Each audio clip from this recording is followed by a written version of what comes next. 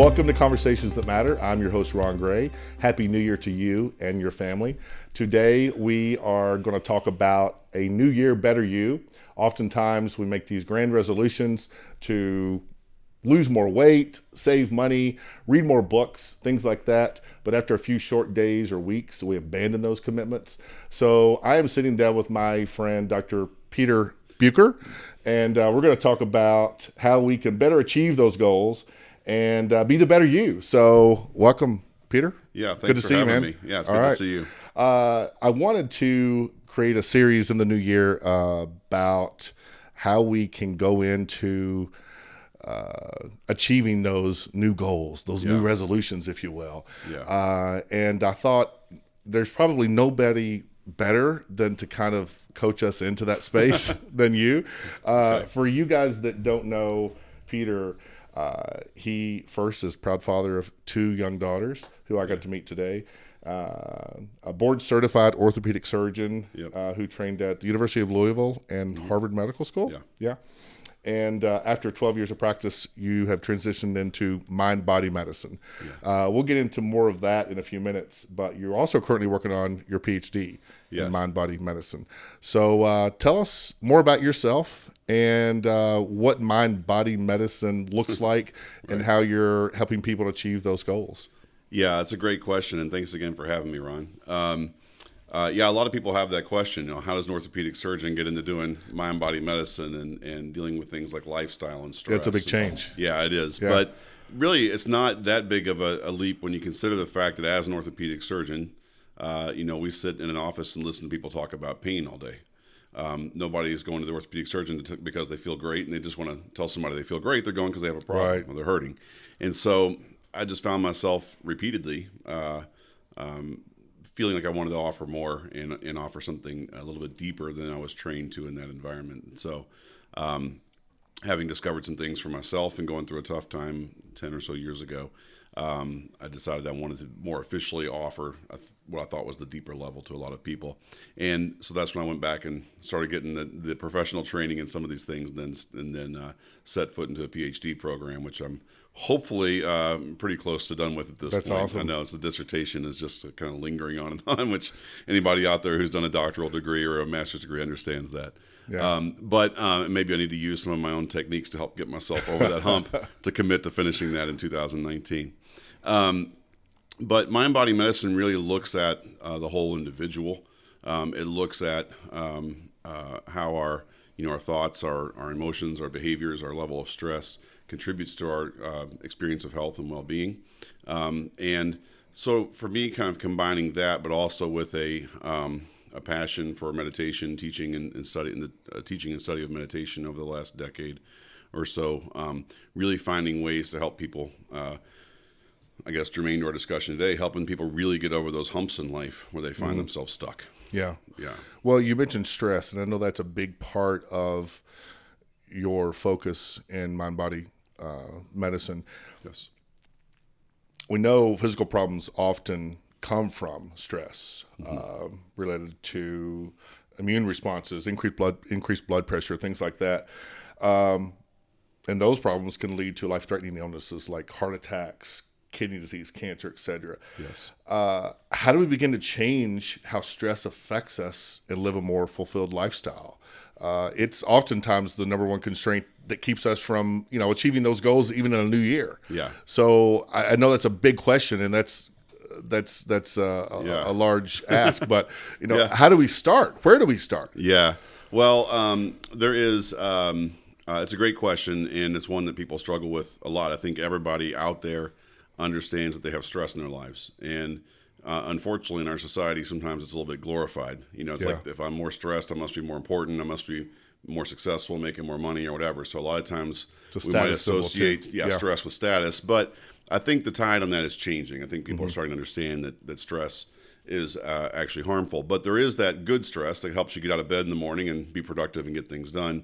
Then there's that stress that overwhelms you. And what is, I think, the shorter answer to your question is think of stress reduction, effective stress reduction, in a way that helps protect, preserve your health, and even turn back. I mean, there's evidence that we can even turn back some of the health effects that stress causes by effectively reducing stress. That reducing stress is an active process. It's not something where it's just like, okay, I'm going to go, sit in a tub, read a book, and take my mind off things for a while. That helps us feel better, helps us feel more relaxed, but it doesn't necessarily turn off the stress response. So the stress response is the sort of the physiological thing going on inside the body at times where your fight or flight system, part of your nervous system, called your sympathetic nervous system, is in control. And when that happens, it literally has effects on every system of your body. And where it's designed to be a survival response, if somebody's chasing you across somewhere or something like that, or you feel like you might be in danger, then you want all those changes to happen. But when that system doesn't turn off all the way, right, and then you're stuck in this sort of over a long period of time having all these changes going on, then it starts to become the baseline, in which case that's when in the more what we call chronic stress situation, that's when the health impact and the disease states start forming. So the trick is knowing a few easy techniques to actually help turn on the opposite side of your nervous system, which turns that one down. And so I teach that to people kind of at the get-go. A lot of times, the first things that we do. And that's what you're primarily doing through your new practice called Mind Point, right? Yeah. So we do a lot. We're a big focus on stress reduction. It helps with reducing inflammation, helps with reducing stress and anxiety. And then the bigger piece that we've been really moving into lately, which started as sort of a stress reduction program, but it's really showing, helping people make really huge leaps in their life into directions of goals that they want, by eliminating those barriers that sort of hold us back day to day. People can learn more about Mind Point at peterbmd.com, right? Yes. Well, give us sort of if I ask you to give us 2 or 3 key strategies that somebody can employ that wants to start the new year off differently, that wants to keep those resolutions, that wants to evolve in their lives, whether it's lose more weight or reduce their stress or read more books or meditate, begin to meditate, etc. I know that is one of your key practices. It's a practice that I have made a part of my life as well. Give us 2 or 3 points. So let's talk about how we can really start the new year off right and those efforts be sustainable. Yeah. So one of the tricks is to ask yourself, why am I not doing these things already? Yeah.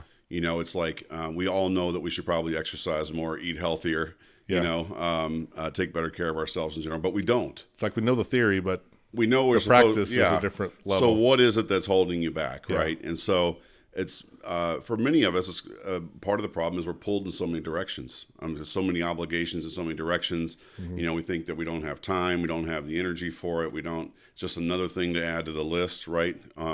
So one of the things I always say is, be, and this sounds a little bit, may sound a little trite, but it's very powerful, which is, be your own number one dependent. It's like, take care of you first, because we feel like we have to take care of everybody else. But in fact, we all know that if you're spread too thin, you're going all these different directions, it's impossible to give your best self to the people who need you most. Okay. So it's kind of like, okay, well, what do I need to do today to make sure I'm taken care of? And then how am I going to then move into the rest of what needs to happen? Okay.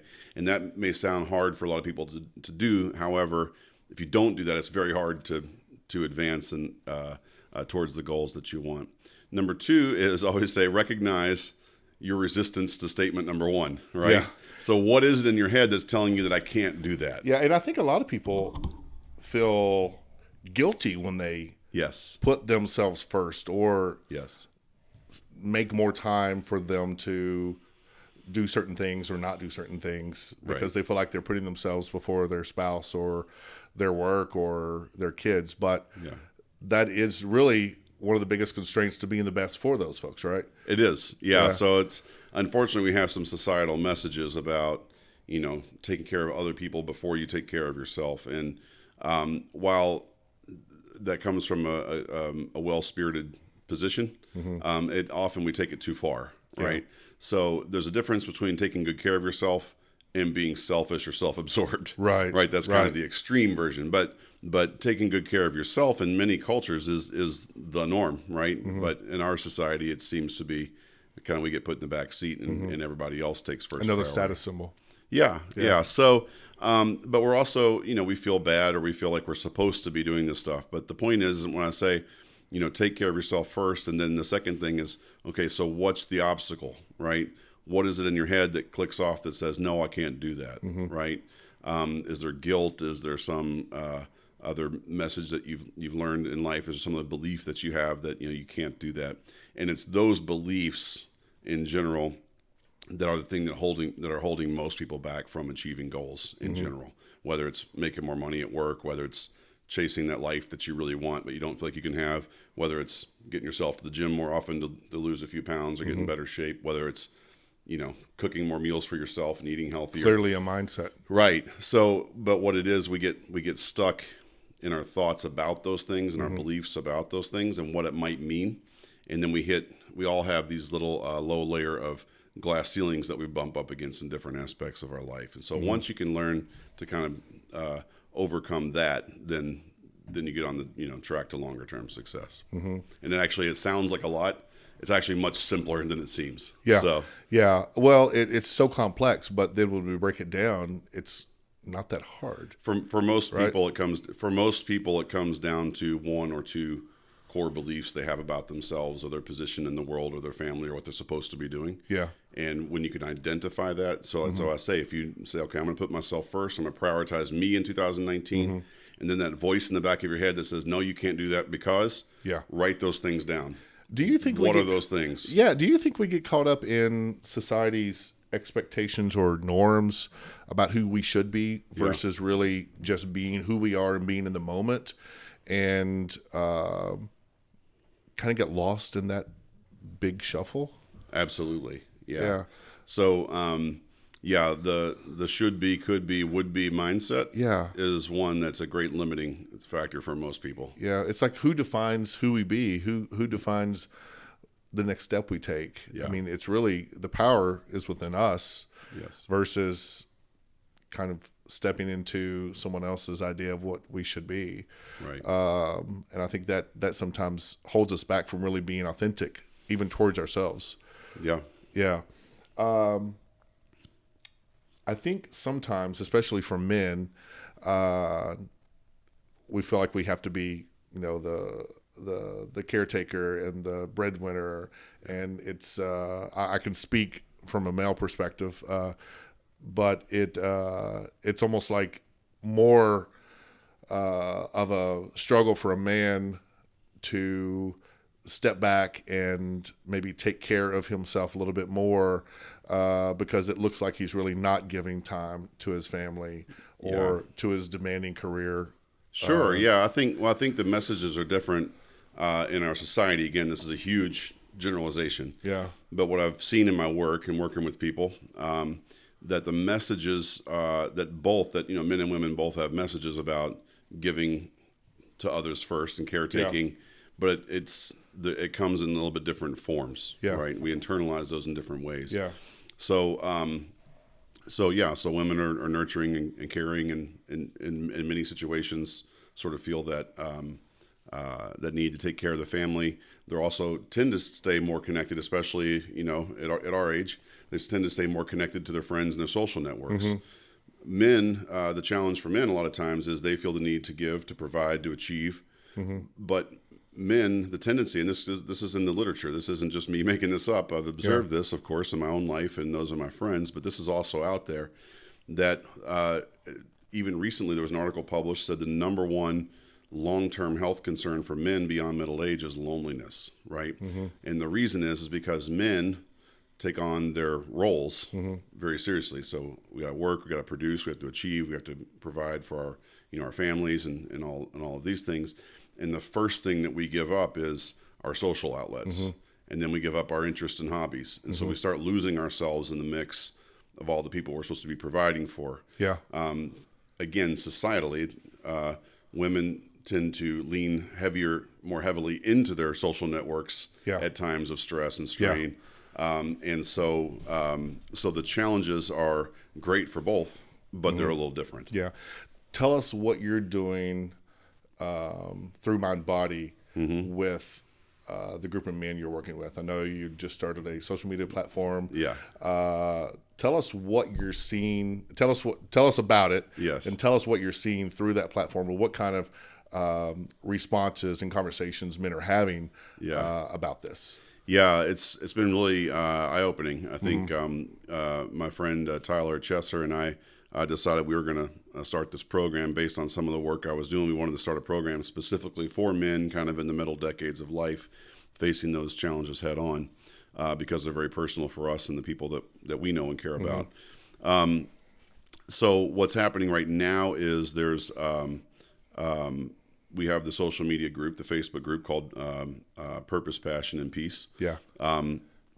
And men are coming in there because it's men only, I think. Yeah. They're coming in and they're just posting. They're posting very vulnerable stuff. I'm 46 years old. I'm in this career. I feel sort of dead inside. These are the challenges I'm having in my marriage. My kids, I'm not sure I'm relating to them well. I mean, really, really deep stuff.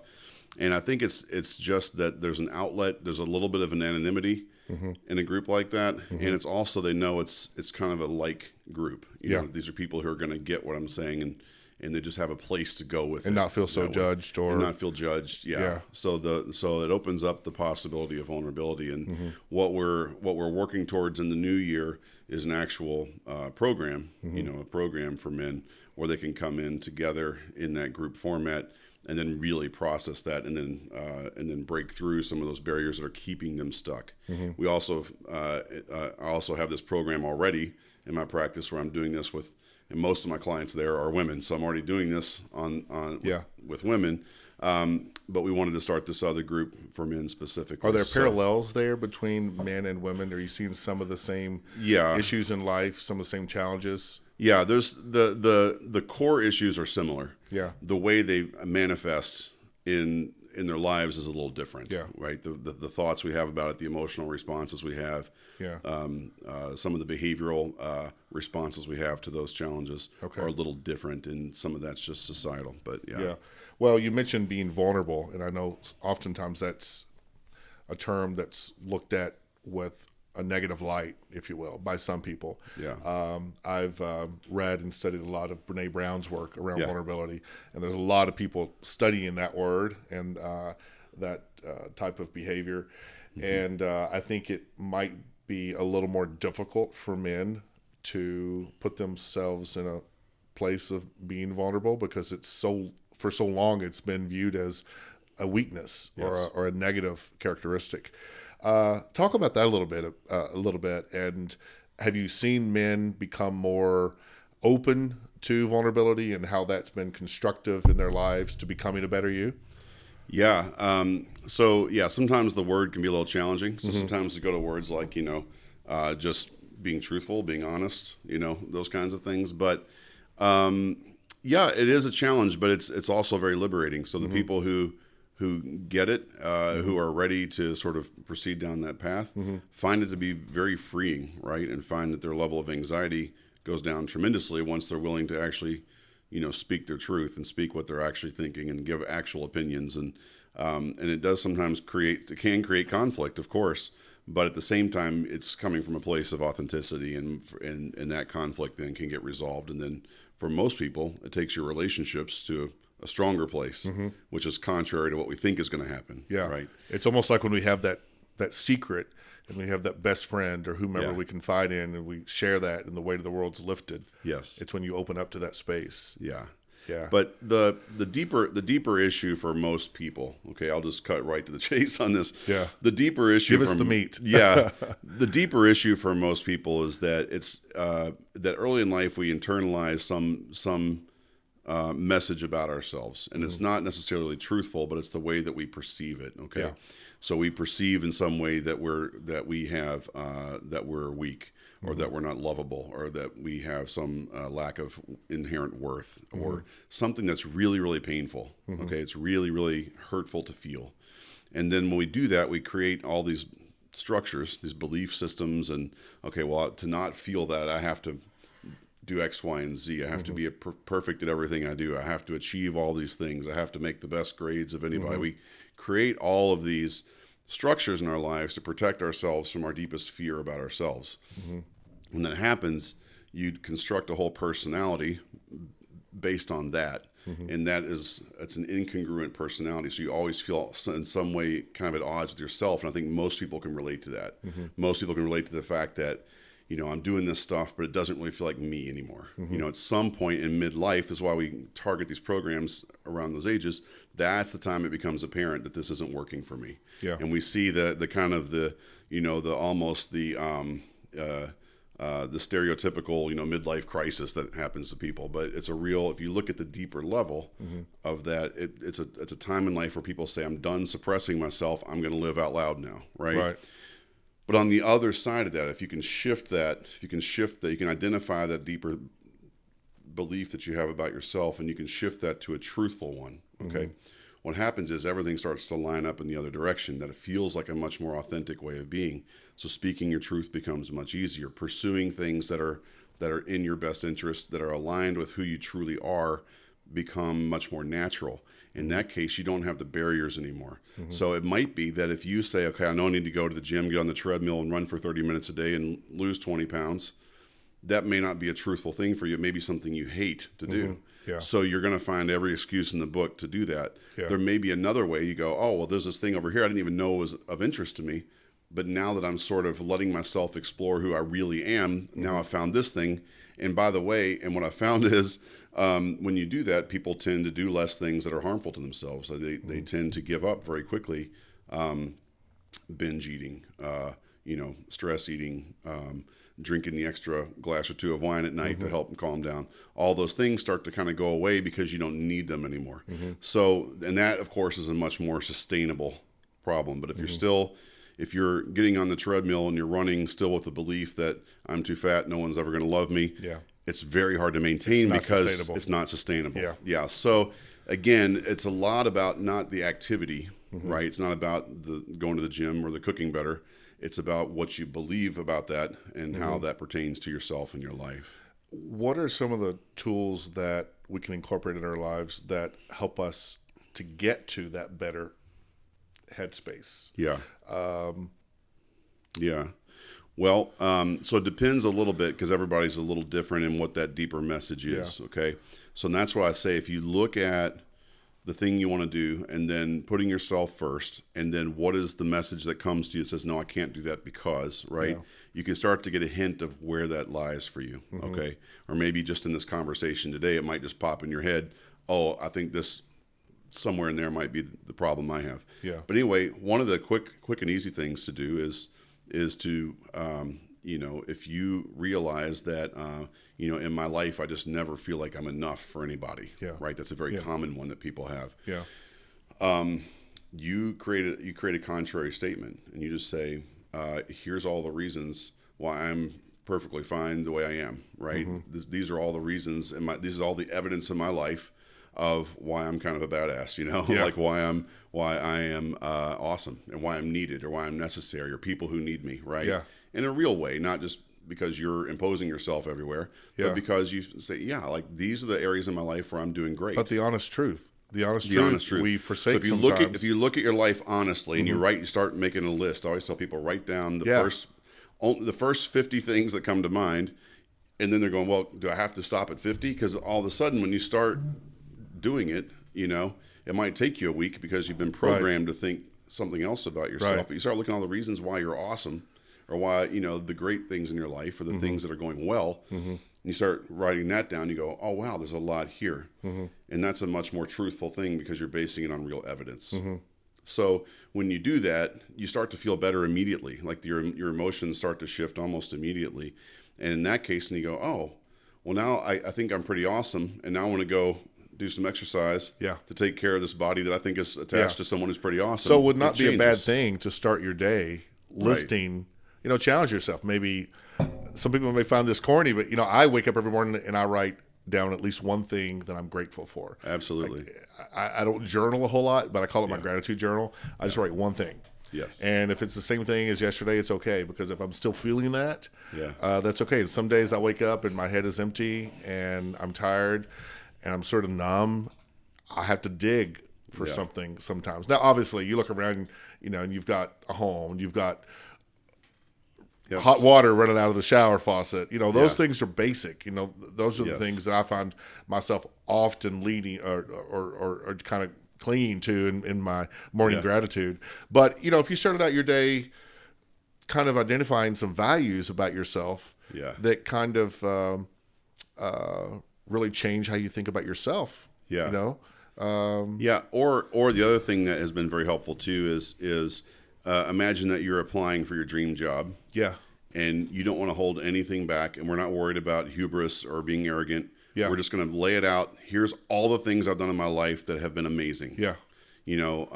For women, I always go number one, like you birthed a child. Like there's nothing, you grew life Nothing within tops you that. and birthed a child. Like there's few things that are going to top that one, right? Yeah. But even simple things, when I was 11 years old, I used to, come home after school by myself, and I'd feed myself an afternoon snack. It's a big deal. Like you're independent at a young age. Like the littlest things. I hit a home run in Little League baseball. I won third place in a swim meet, and like whatever it is, right? And that helps make you who you are today. And you start listing off all the things you've done in your life, right? That you're proud of. Yeah. And even the things that you think are stupid, because that's part of the internal message. Yeah. It's like, well, that doesn't really matter. Well, it's just because the other guy wasn't as good. Oh, that guy had an off day. It doesn't matter. Right. What matters is that you did it. You still did it. Yeah. So you just start collecting all the evidence of, all the here. If I'm going to go to my dream job and hand this list of everything great I've done in my life, from the smallest to the biggest, and you make that list without, and you start feeling, I think I'm going to be too arrogant. No. Pete said, don't feel arrogant. Pete said, I'm just supposed to write everything down. Right. And just start, and every day you go in and just add a couple things to that list. All of a sudden you have a notebook full of all these accomplishments that you've had in your life. Yeah. All of a sudden you start to go, wow, I'm piecing together quite a resume here across these, 20, 30, 40, 50 years, whatever. Yeah. And then it's like, oh, okay, well, what else am I going to add to this list, I love it. And then it's kind of like your brag journal, Yeah. And then it's kind of like, but nobody sees it but you. So be as out front, be as boastful as you want to be in that space, right? Yeah. Because that's just for you. And when you do that, it really changes the energy of all this stuff. And it's like, oh, well, now if I could go add that, that I set my mind to losing 10 pounds and I was going to do it, and then write it down in here, and you now have a motivation to do that. Yeah. And it's coming from somewhere meaningful inside you, then you're more likely to do it. I love it. Yeah. Motivation's hard to maintain when you're doing it for someone else. Yeah. But when you're doing it for you, it's called intrinsic motivation. This is part of my PhD work. Yeah. But when you have intrinsic motivation, it's coming from inside you for reasons that are meaningful to you, you're much, much more likely to actually succeed at that goal. And then, of course, to adapt that behavior long term. Yeah. The other thing I see that happens to people, are we doing okay on time? Yeah, here? let's go. We're going to close out part one in a minute, but I want you to finish your thought. Yeah. So the other thing that happens, and maybe this is a cliffhanger and then we'll come back to this, but the other thing that happens with people is the biggest reason I think that people fail at achieving goals, is because they don't align themselves with the outcome that they're trying to achieve.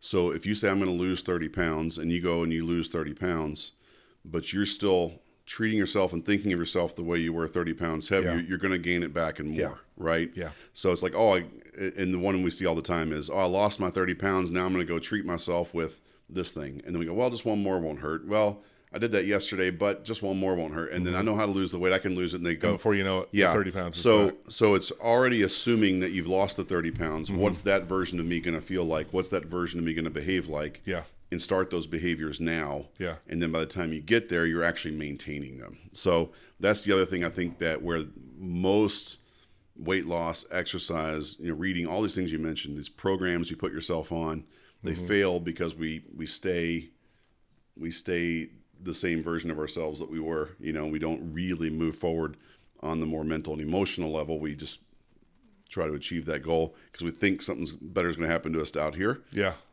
But it doesn't unless you also embrace that other side of it. Well, we're right in the middle of creating the Better You Journal. Yeah. So Great. Stay tuned, because we're going to close out part one with Dr. Peter Buecker. And you guys check out part two next. And learn more about Conversations That Matter at conversationsthatmatter.co. You can also follow us on Facebook and Instagram, and subscribe to our YouTube channel and find us on iTunes. You can get all that information at conversationsthatmatter.co. But we will be back with part 2 with Dr. Peter Buecker, so stay tuned.